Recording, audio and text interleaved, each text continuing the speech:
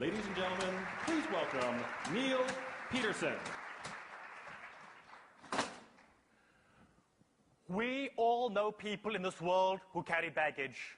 Those folks who say, poor me, it's not my fault, I can't do this or I can't do that. In AHU, this morning I'm showing you an option. Instead of baggage, how about a treasure chest? Yes, a treasure chest. The only difference between baggage and a treasure chest is in the content. And we get to decide that content. For me, it is driven by a philosophy. In my life, there are no barriers, there are only solutions. And hence, I feel I was born with 3 advantages. Now, bear with me for a moment as I talk about these advantages. Advantage number 1, I was born black in apartheid South Africa. A country which said, based on the color of my skin, where I could live, what hospital I could use, what school I could attend, right down to what job I could hold and how much I could earn. A harsh era, apartheid, was in my country's history. Advantage number 2, I was born in a working class family. My father had been a commercial diver. My father was a man of the sea. But unfortunately, my father became an alcoholic. And through this disease of alcoholism, he could not hold down a job. And he drifted from company to company and eventually became a security guard, a factory laborer. When my father retired, his pension was less than $100 per month. My mother was a school teacher. And you know the contributions school teachers make to society are immense. But the income, that is so minuscule in comparison to those contributions. In our household, yes, we had a roof over our head. Yes, we had some basic transportation, 1 meal a day at least. But we could not take that future for granted because we did not know where we would stand economically. Advantage number 3.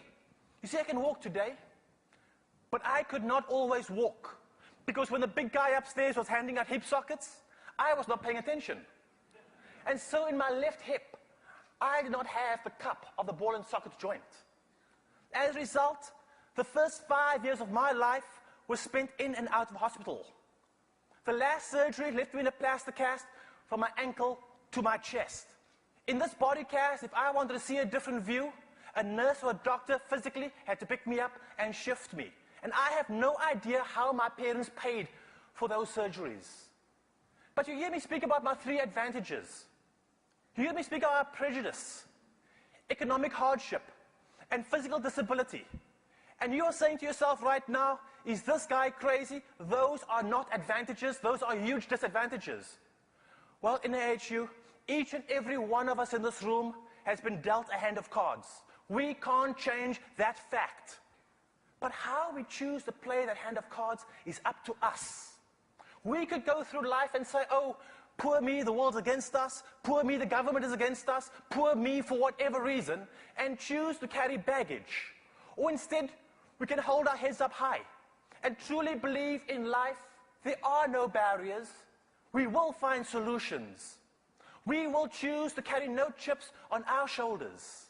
This is how we begin to turn our disadvantages into advantages. But more important, when we look at our past, and we say, yes, we have dealt with some very hard things.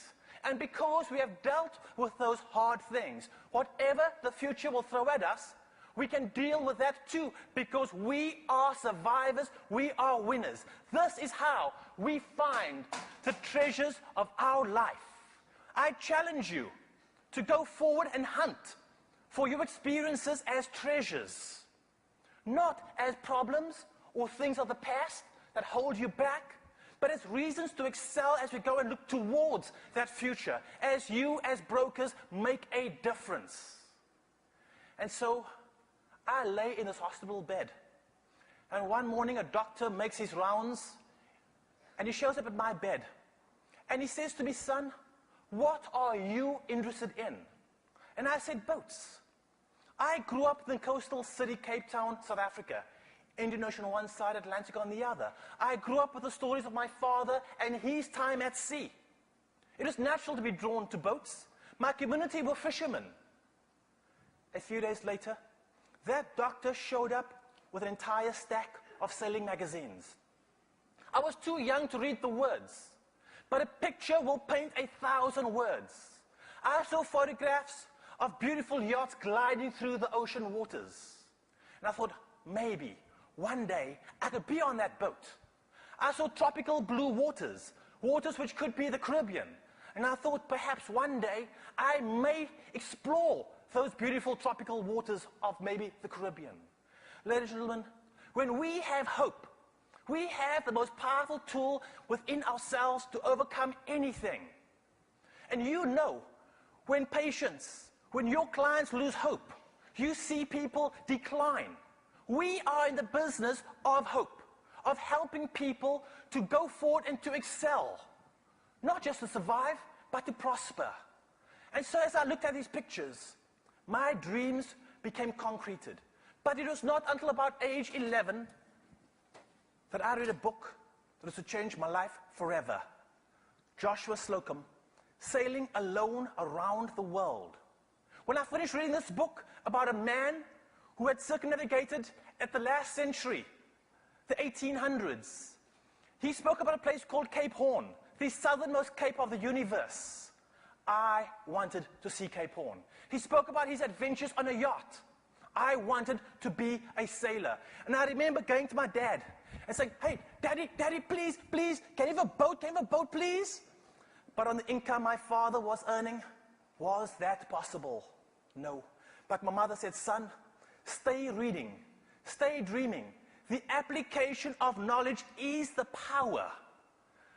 So I said, Dad, as you can't buy me a boat, will you take me to the local yacht club? Now let me tell you about the local yacht club. Royal Cape Yacht Club. It was rich, it was elitist. The only time someone from my community showed up in this yacht club was to wash dishes in the kitchen or to fix broken gear on their boats. My community did not show up to be equals, but my parents had the courage to let me go to where nobody in our community had gone before. And I went from boat to boat and saying, please, will you take me sailing? No. Please, will you take me sailing? No. Please, Bruce, will you take me sailing? Please, will you? Yes. Look at all the no's I went through. I got on that boat, and I loved it. And guess what? I got seasick. But I read that some of the world's best sailors got seasick. But they overcame it by being involved. You see, we all believe in doing things, in being a part of something. But when we first come to the table, we don't have much. All we bring to the table is passion and enthusiasm. When I joined that team, I had very few skills. But the more I read, I was able to eventually pull some skills together. And each weekend, when I end up on that boat, I would ask questions. How do you do this? How do you do that? Can I be a part? Are you a part of something? What is that something that you are passionate about and committed to and willing to do? And people will always criticize you. That is just unfortunately a part of humanity. On a Monday morning, when I showed up at school, my school friends spoke about how they'd gone drinking or partying. Then they said, Peterson, I guess you went sailing. And they said to me, give up those dreams. You are going to be a drunk like your father. You're going to end up working in a factory like our fathers. Who are you kidding? It was very hard listening to those children, to those colleagues saying these harsh things. But I hung on to my dream, and I got myself something to remind me, what am I working towards? You see, I got myself a red sailing jacket. And I said, one day, I will wear this jacket when I own a yacht. And I hung that jacket where I could see it. And each time somebody criticized the dream of ownership, I knew what I'm working towards. Do you have your red sailing jacket?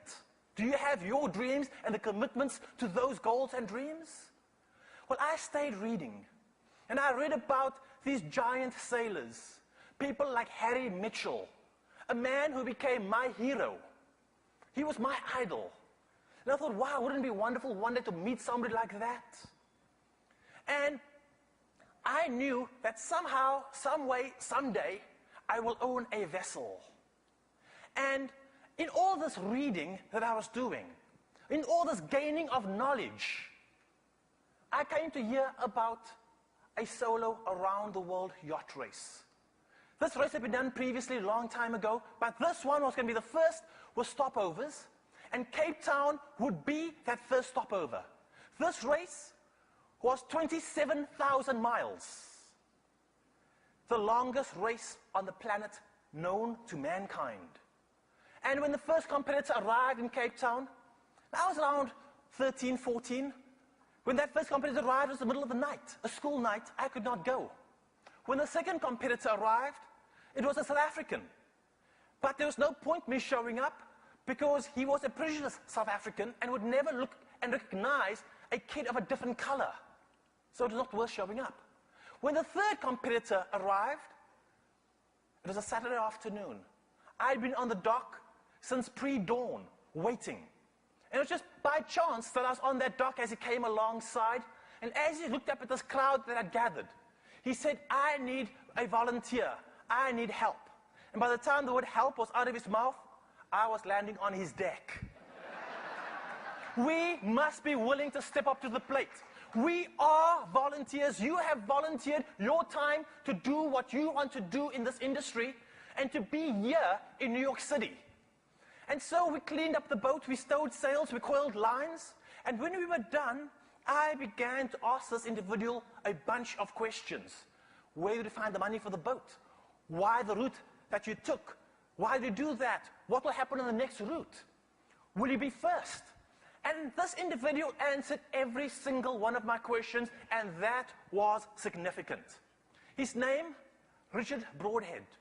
You see, the reason it was significant, the reason why I see it as one of those defining moments of my life, this man had been at sea for more than 50 days. This man had not yet stepped ashore and hugged his loved ones. He made sacrifices. He had not even spoken to the world media, but he found the time at that very moment to make me the most important person in front of him and answered every single question. And when I ran out of questions, he said, "Son, if you have any more, you know where I'll be for the next few weeks. Come back, I'll be glad to answer them." And then he went ashore for that first time. That defining moment taught me that I could be anybody I chose to be. I could one day wear the red jacket. I could one day be a sailor, a solo sailor, part of a big event. But I recognized there were some small steps that had to be taken. I needed to do a trans-ocean race. I needed to go and meet my hero, Harry Mitchell, and compete against him. But here I am, a kid in South Africa with no money, with no prospects. How do we go from nothing to something of significance? Well, it comes down to we take baby steps.